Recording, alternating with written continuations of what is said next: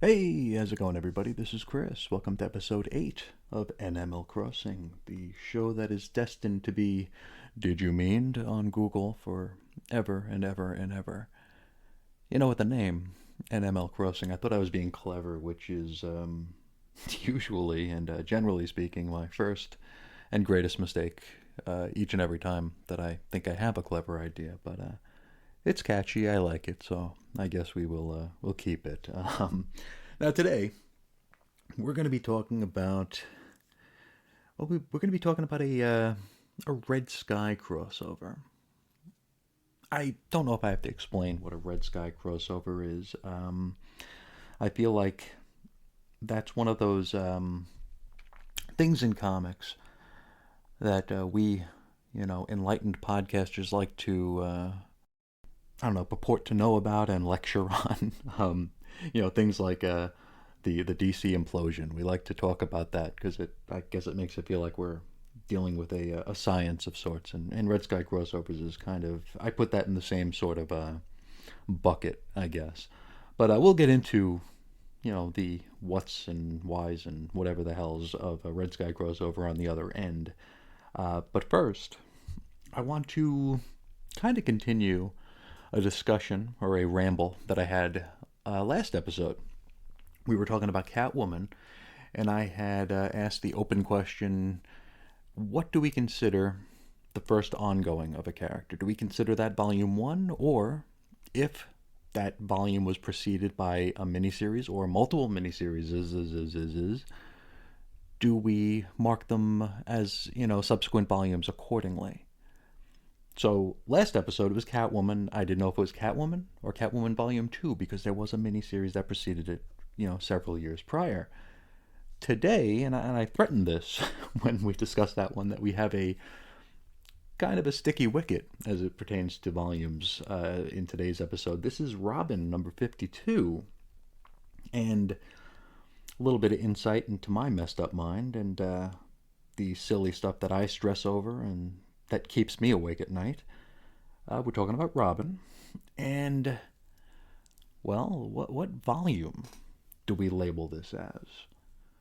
This is a little bit stickier than Catwoman because this is Robin's first ongoing. So do we call it Volume One, or since there was a miniseries called Robin a few years before this, do we call it Volume Two, or here's the added bit here: do we call it Volume 4? Since there were three Robin miniseries before the ongoing launched. Though those were called Robin 2 and Robin 3. The first Robin miniseries wasn't called Robin 1. So would we call Robin 2 Volume 1 or Robin 3 Volume 1, or do we count them as actual volumes? I mean, I'm tugging at a string that really doesn't need tugging on here. But I have a problem pushing past this kind of thing here.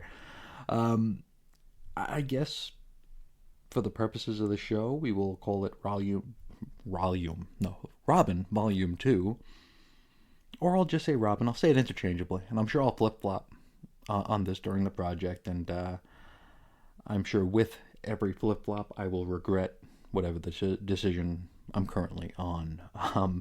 We do have a piece of mail toward the end of the episode, which might give us our best, get out of volume purgatory card yet here. Our friend Ed Moore had he opined with how he marks or denotes the volumes, and we'll get to that on the other end here. But I don't know. I do want to open up the question to anybody who's still listening to me spit nonsense into this microphone here.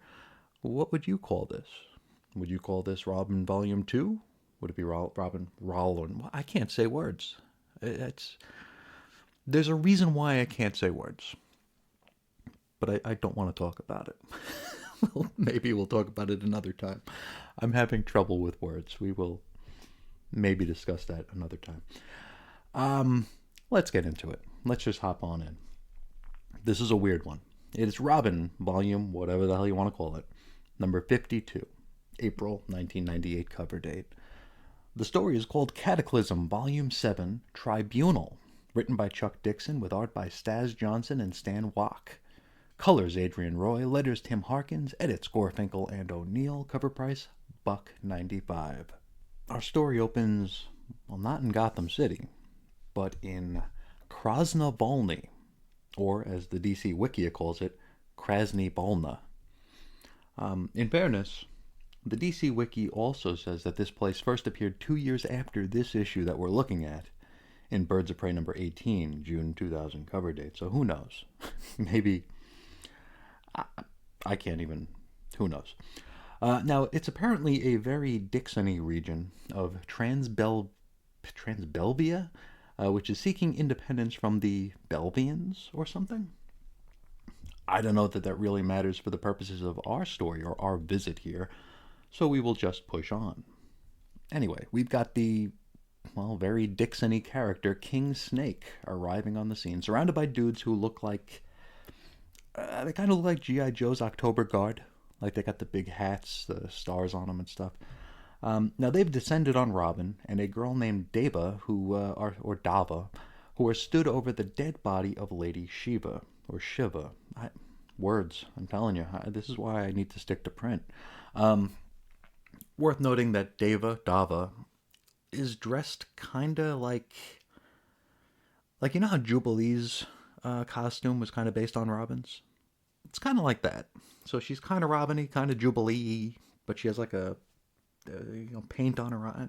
Anyway, we find out here that last issue, Robin was poisoned with a drug called Aramilla, or Aramia. It was passed to him via a kiss from Dava, and this drug gave him the power, speed, and ability to kill Lady Shiva with his bare hands. Now Robin's freaking out. He attempts to revive Shiva and asks Dava to provide him some cover, and so she leaps into action, beat first. Now you see, she's also infected with the Aramilla stuff and is exhibiting the powers not unlike those of a speedster, like she's just zipping around. Robin performs the standard mouth-to-mouth that all fictional characters immediately go to in times like these.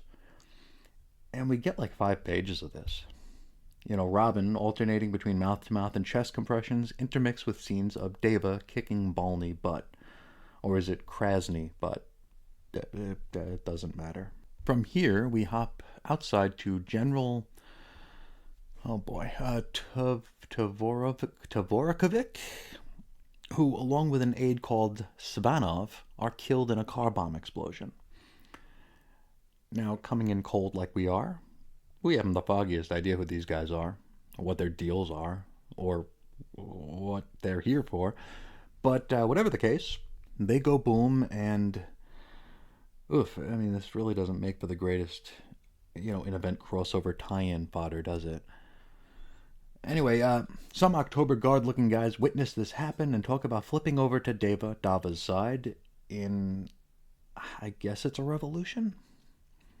Maybe I'm just really, really dense. I don't know. Back inside, Robin finally manages to revive Lady Shiva.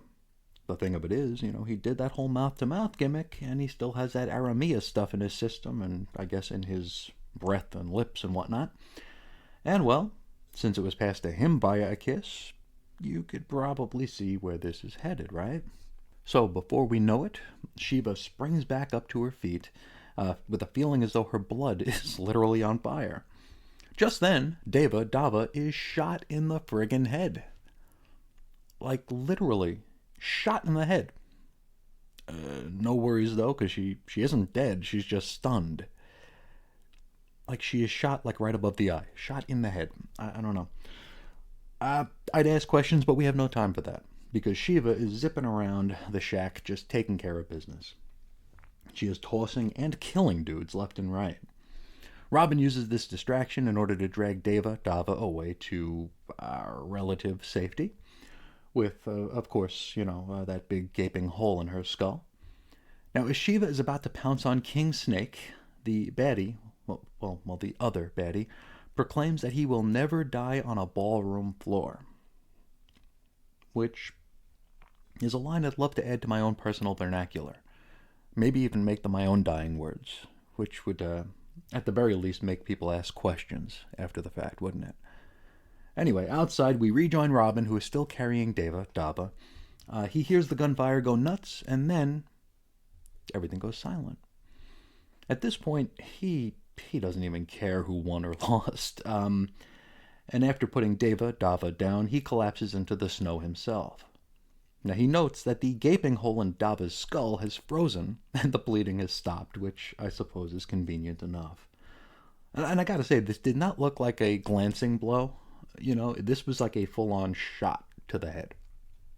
Just then, our hero finds himself surrounded by maybe those October Guard guys who witnessed the car bomb explosion a few pages back. I'm thinking it was them.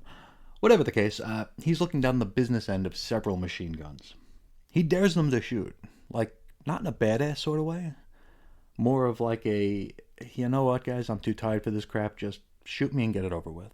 It's much more a resignation rather than a, go ahead, make my day sort of thing. Dava gets up, and she's disappointed that General Tvorokovic got away.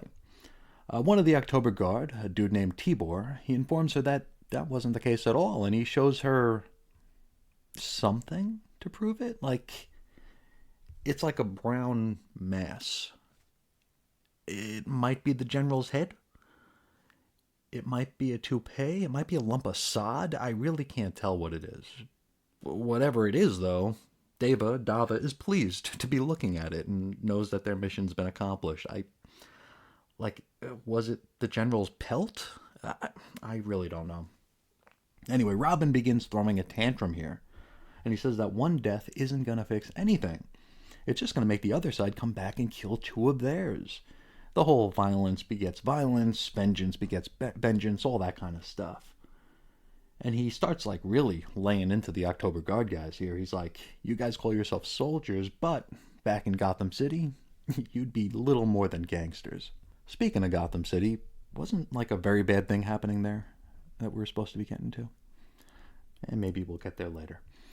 Dava suggests that Tim settle his tea kettle here because he knows not which he speaks, however that saying goes, but again, I can't say words. She pretty much calls him an entitled American brat before telling him to F off into the night. And so Robin decides it's probably time to go home. While on the Gotham-bound plane, he calls his father to let him know he's on his way. During the chat, Tim tells his dad that he doesn't want there to be any secrets between them, and that when he gets home, they gotta have a long talk. That talk. Well, most of that talk. He'll likely come out as Robin, but won't spill any of the other Bat family beans. Tim returns to his seat just in time for the pilot to come over the PA system, informing the passengers that, well, due to some cataclysmic sort of stuff, they're being rerouted to land in Bloodhaven. And we close out with Tim peeping out the window and seeing the smoldering ruins of Gotham City. Red Sky crossover, friends. That's where we leave it. Next time, it's our first one-shot, Blackgate, Isle of Men, #1. Now, before we hop into my bulletproof, hard-hitting analysis of this issue, let's take a look at the Watch This Space column that often appears in DC Comics of the day. It's not always going to have anything to do with anything we're covering. And today it really doesn't either, but maybe it'll turn out to later. I don't know. Not much bad stuff in this column, except the fact that Steve Ditko recently popped into the DC offices for a visit, and that Denny O'Neil, the, bigwig of the Bat books, hopes to get him on some sort of Bat project in the near future. Could you imagine? I mean, we all like Ditko, right? Or at the very least, we respect Ditko. But, turn of the century Ditko on a Bat project? I don't know. And hell, for all I know, this did come to pass. Maybe a few months down the line, we'll be looking at some No Man's Land issues of Shadow of the Bat or Legends of the Dark Knight or the anthology Batman Chronicles, and it'll have Ditko art. Maybe, who knows? Probably not. But I figured I'd mention it. Maybe this is a little snippet that will pay off somewhere down the line. Okay, into talking time. We're going to talk about this issue, and I haven't checked the Cataclysm is it an omnibus or whatever the hell they're calling the latest, most complete collected version of the story. But in my turn of the century Cataclysm trade, this story is left out. And I mean, it probably should have. It definitely should have been. This was truly an odd choice for a tie-in. Going back to that From the Den essay we looked at back in episode 1, Detective 719, this particular chapter, if we can even call it that, kind of flies in the face of a lot of what Denny said there. I mean, being very conservative here, 90% of this issue had zero to do with Cataclysm. But it's got that big old Cataclysm branding running down the left-hand side of the cover. It looks like, if you just look at the cover, it looks like Robin is coming back to witness the destruction of Gotham, which, fair play, that happened. But the way that it's depicted in the on the cover, and I get covers not necessarily evoking what happens inside, but I don't know. I had a very different idea about this going in. Now, people who may not be reading Robin, but still wanted to follow this event, would naturally pick this up. And what they'd wind up with is like a conclusion, like a part 3 or a part 4 or a part whatever the hell of a Robin story that you know nothing about. Conversely, if you were a Robin fan who was still, a crossover burnt out and wanted to stay far, far away from Cataclysm, and, of course you weren't a completionist lunatic like me, you might have left this one on the rack. You were following your kung fu, martial arts, war-torn, whatever the hell story. You see that we're tying into Cataclysm and you figure, okay, I'll come back next month. Or the month after that, or maybe never again. Who knows? Now, I think while Azrael was a weak chapter of Cataclysm, this one was an actual misstep. Keeping in mind that that's not an indictment on the issue or the story, quality-wise, just its tie-in ability with the greater crossover event.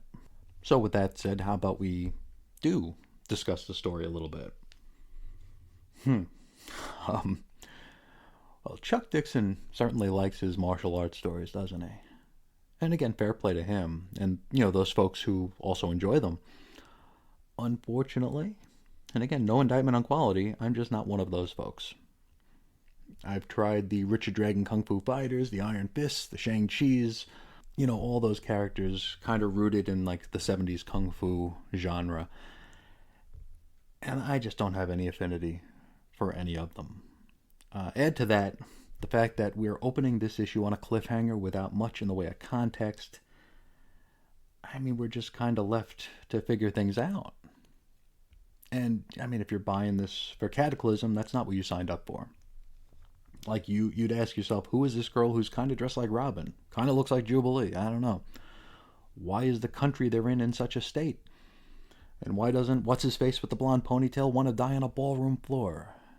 If you were reading Robin, I'm sure most of these things made perfect sense. Though maybe not the ballroom floor thing.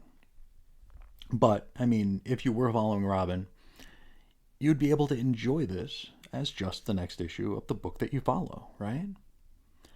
Unfortunately, and again, not any fault of the book itself, that's not what we, or at least I, am here for today.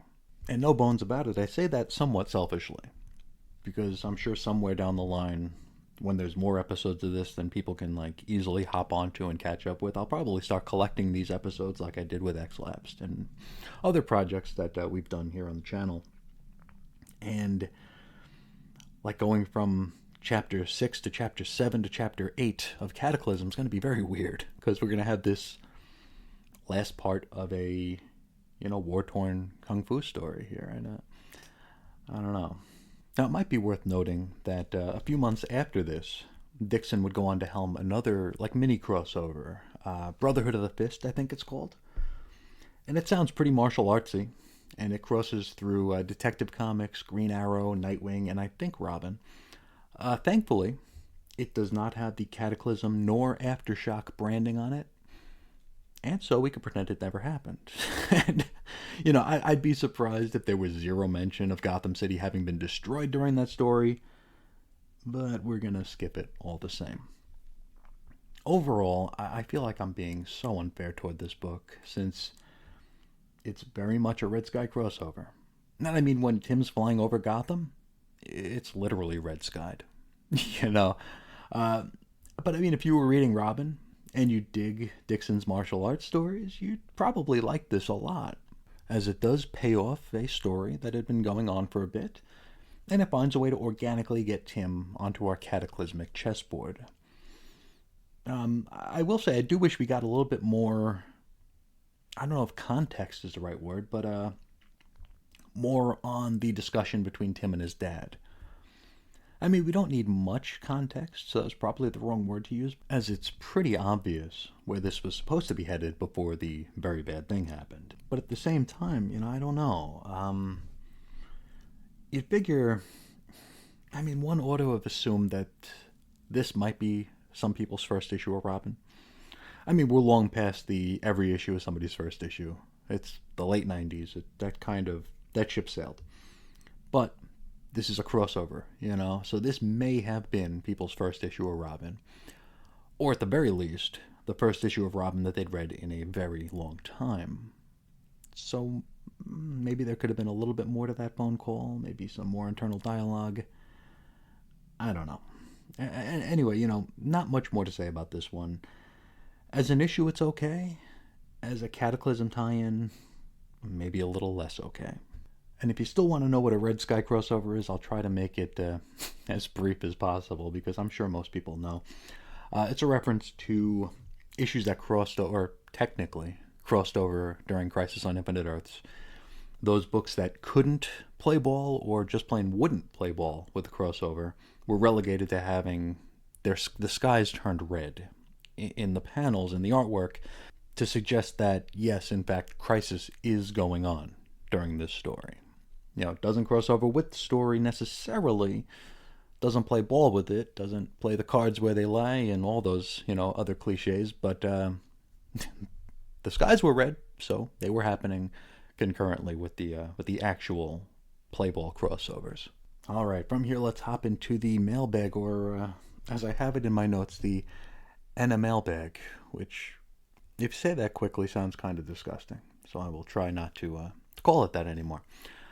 We will start with a missive from our friend CJ Standel regarding Azrael number 40. This is over at the blog, chrisisoninfiniteearths.com. He says, I too am surprised that Azrael lasted as long as it did. For all my collecting of the Bat Family titles in the 90s, I only had one Azrael comic, and a few others in trade paperback form, like the Contagion trade paperback. And yeah, Azrael was one of those books that when I made my leap across the new release table from Marvel to DC, or Marvel and DC, I guess, at the time, I never picked up Azrael. I never had any kind of interest or desire or curiosity about Azrael. I want to say the first issue I picked up was a tie-in for sure. And you'll have to forgive me, my timelines are a little weird now. I think it really depends on which of these stories came first. It was either the Joker Last Laugh tie-in or the Bruce Wayne Fugitive storyline tie-in. I think it was Joker Last Laugh that came first, though I could be mistaken. But those were like the only issues of Azrael I owned. I eventually came into a cluster of them in quarter and 50-cent bins, just grabbed them for no reason at all. But when I realized that this thing went 100 issues, that's very, very bizarre. Back to CJ. He says, I do like his costume, although it's definitely 90s excess and would be frustrating for an artist to have to continually draw. But I didn't really like his character much. The best parts of his character seemed to be, like in this issue, based on your synopsis, the parts that were tied into his promotion and benching from Batman. His attempts to escape his religious upbringing were also somewhat interesting, but not enough for a 100-ish issue series, in my opinion. Maybe I'll give this a read if I find it in the wild for cheap, or if I have some time to read it on DC Universe Infinite, which he says is a name he often forgets despite using it on a weekly basis. So the DC Unlimited is actually DC Universe Infinite, which I'm sure I will forget most times I bring it up again in the future. But we are in full agreement there, my friend. Azrael's most interesting parts are the fact that he arrived on the scene, he became friggin' Batman, and then was pushed to the side. I mean, that's a pretty big deal. No matter the era, no matter, well, maybe this era would be different since, like, characters trade costumes like, like friendship bracelets nowadays. It's, back in the day, it was, that was a big deal. It was a big deal for so many reasons. It's like the natural chain of succession for Batman would be like, okay, well, Dick Grayson will be Batman. But instead, it's this weirdo Jean-Paul Valley, or Ballet. I don't know how you say his name, but it was very weird. And I remember being on the peripheral, when Nightfall and Night Quest was happening, and although I had no dog in the fight and really no interest in most things DC at the time, I still felt like it was a slap in the face to Dick Grayson to be passed over for this crazy weirdo that we never met before, or we only knew briefly. That said, I kind of wish Denny played a little bit more with maybe some internal conflict when Bane makes him this offer. That they are one and the same. They have, and I mean, I think a lot of us conflate them, not so much confuse them, but kind of squish them together because they both arrived on the scene around the same time. They all kind of peaked during the same story, and they were kind of like natural yin and yang of that Nightfall era. But I think it would have been cool for Azrael to maybe consider Bane's offer. Because despite the fact that Azrael's kind of an asshole, he was promoted and benched, as CJ put it here. He was treated unfairly. He wasn't properly vetted. So he really wasn't doing anything wrong. He was just being himself. That's the way he was brought up. That was his training. That was his methodology. He was just doing what he did. It just happened to not align with, the whatever the Bat family does or how they choose to operate. And in the issue that we discussed in episode 5, I think it was, Azrael came across as a guy who's just trying to make right. Even if it's not natural or organic, it's just a make right. And I think that kind of sells the drama a little bit short. I think there should have been more conflict there. And regarding Azrael's costume, the costume is cool. I do like the costume, the original, Casada design from Sword of Azrael. I think that's really cool. But it's not long for this world at this point. I want to say Azrael 49 or 50, which we will be covering. They are part of No Man's Land, or the Road to No Man's Land, one of those. He will change costumes. And he's going to get it's like, I want to say it's kind of like the Gambit head sock gimmick that like all the heroes in the early mid-90s had, but Azrael discovered it at the turn of the century. I don't know. It's definitely far less striking than the original, and makes him look like he'd be a feature character in like one of the glut comics of like early 90s Valiant. Just like a really sort of generic costume, if I'm remembering right, and I'm pretty sure I am since I just bought a buttload of those books the other day. But thank you so much for following along and reaching out, CJ. I hope you're enjoying the project, and I hope you'll continue to stick with it here. And also thank you for reminding me that the app is DC Universe Infinite, which again I will probably call DC Unlimited until the end of time. Next up, we have an email from our friend Billy D. He says, "Hey Chris, enjoying your Batman and Family event coverage. Great to have you back.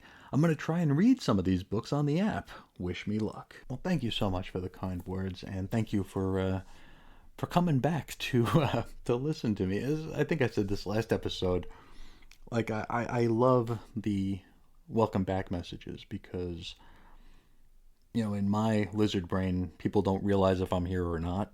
And for the most part, that is true. But there are some of the good folks out there, the real friends who do miss you when you're gone and are happy when you come back. So I like including those messages here. somewhat selfishly, but also as a self reminder.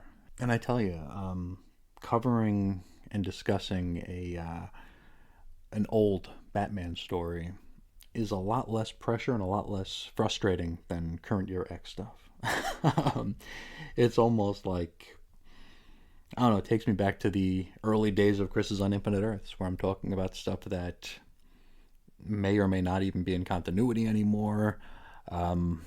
People have moved on from. Nobody has, emotional investment's probably not the right term for it, but there's no real sense of urgency to it, where when you cover something current and ephemeral, I don't know, there's a lot more pressure to stand out, because when the latest issue of whatever X book comes out, I mean, that sucker's been spoiled at 12:01 a.m. on Wednesday morning most of the time. You'll get full synopsises, reviews, videos, scans. It's really hard to stand out, especially when, if the fandom is as cliquey as the X-Book fandom can be, it's really hard to be noticed or kind of register in any way. Not that that's the be-all, end-all, but the 25-year-old story, I don't know, it's kind of right up my alley, at least for right now. But thanks again, Billy. Thank you so much. Finally, I mentioned this at the beginning of the show here. We're going to talk to our buddy Ed, who on Facebook wrote about a question I asked during our Catwoman 56 coverage. Now, Ed says, I track my comics using the year the series started in place of a volume number.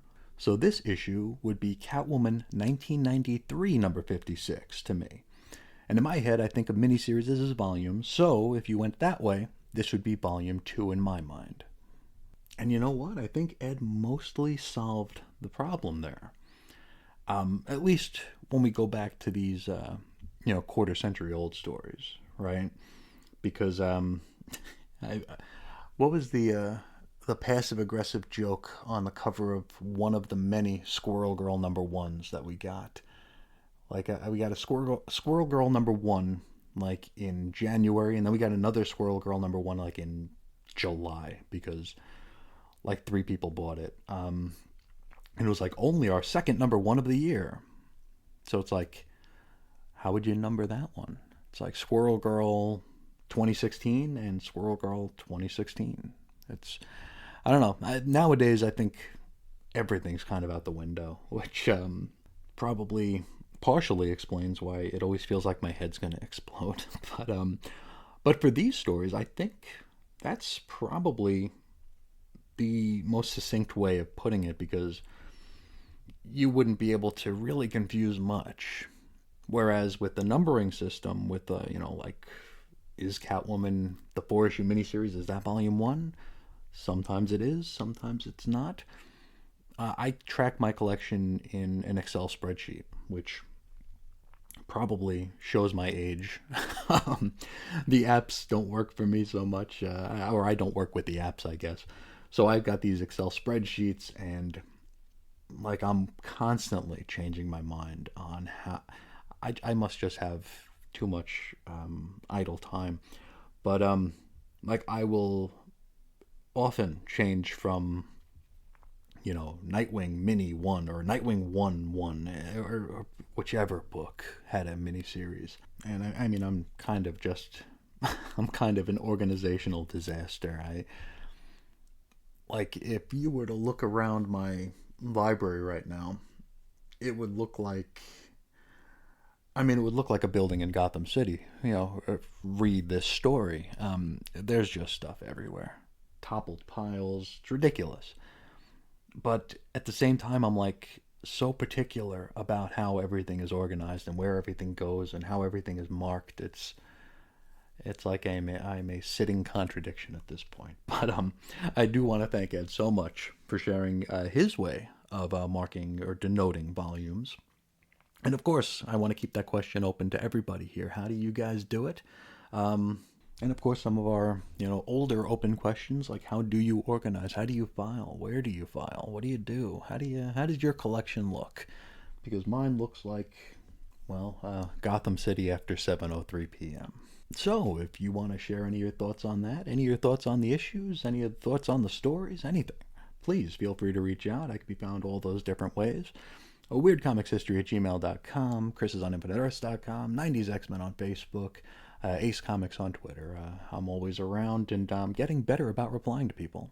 2023 and 2022 were not my finest hours insofar as communication is concerned. So I think we're coming out the other side of that, and things are getting better. So I invite and encourage any sort of missives you want to send my way. But I think that's where we will close things off for today. I'd like to thank you all so much for allowing me into your ears for a half hour today. And until next time, as always, I'll talk to you again real soon. See ya.